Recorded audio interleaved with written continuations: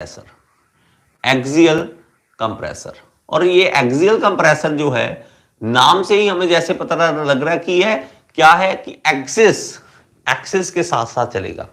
तो हमारे पास यहां पे अगर मान लीजिए ये शाफ्ट है जिसके ऊपर माउंट है ये एक्सियल कंप्रेसर, और ये मेरे पास कुछ इस तरह से है, ये इस तरह से बना ले हम, और ये इस तरह से, और ये इस तरह से।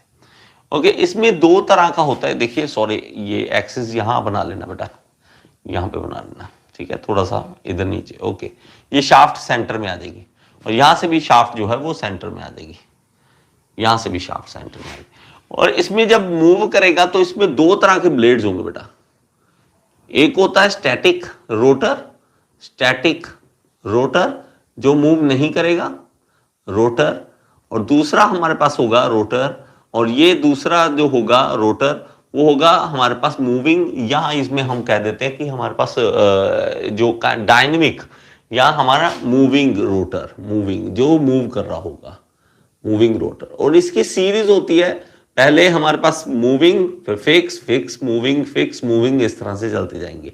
इस तरह से हमारी एक स्टेजेस अलग अलग बनती जाएगी। ऑल्टरनेटिव मतलब एक के बाद एक। ये फिर स्टैटिक आ जाएगा, ये मूविंग आ जाएगा, ये स्टैटिक आ जाएगा, ये मूविंग आ जाएगा। इस तरह से हमारे पास जो है ये एक्सियल कंप्रेसर जो है वो इस तरह से हमारे पास होगा। और इस एक्सियल कंप्रेसर में हमारे पास जो इसके ज्यादा पॉइंट्स, जितने पॉइंट्स आपको नोट करने हैं वही वाले करवाऊंगा, ज्यादा नहीं करवाने वाला, ठीक है, ज्यादा नहीं। तो हमारे पास क्या होगा कि एयर एंटर करेगी एक्सिस के साथ, और एक्सिस के साथ घूमती हुई वो कंप्रेस होगी, तो वो इसलिए हमारे पास ये एक्सियल कंप्रेसर होता है। और इसमें स्टेजेस जो होती है ना, वो स्टेजेस जो है 4 से 16 तक हो सकती है। स्टेजेस 4 से 16 तक, 4 से 16 तक हो सकती है, इतनी स्टेजेस आप बना सकते हैं। तो हमें अगर पूछा जाता है तो ये सबसे मेन इसमें पूछा जाता है कि सेंट्रीफ्यूगल और एक्सियल में दोनों में डिफरेंस क्या है।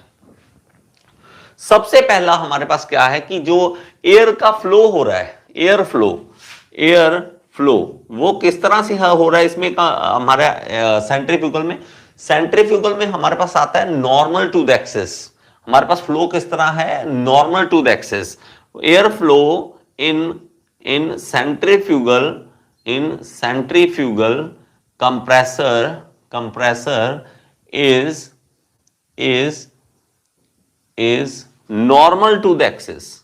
normal to the axis, axis के नॉर्मल का क्या मतलब होता है 90 डिग्री, नॉर्मल का क्या मतलब होता है 90 डिग्री।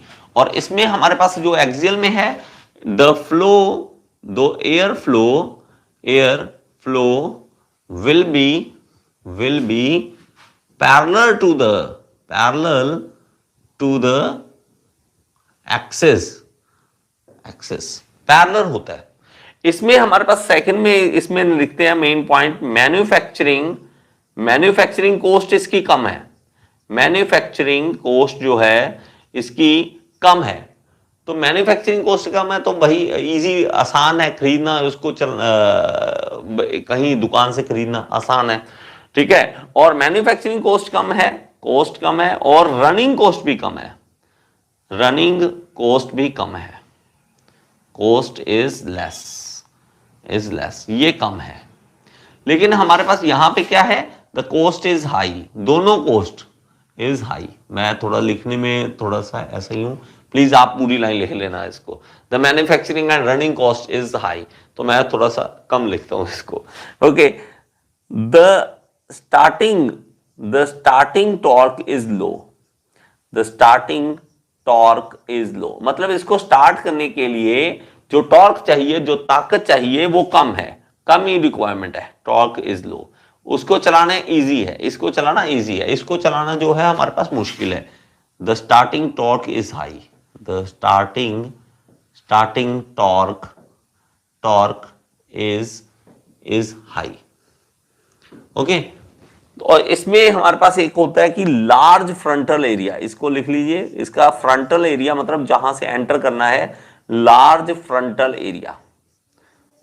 एरिया लार्ज है।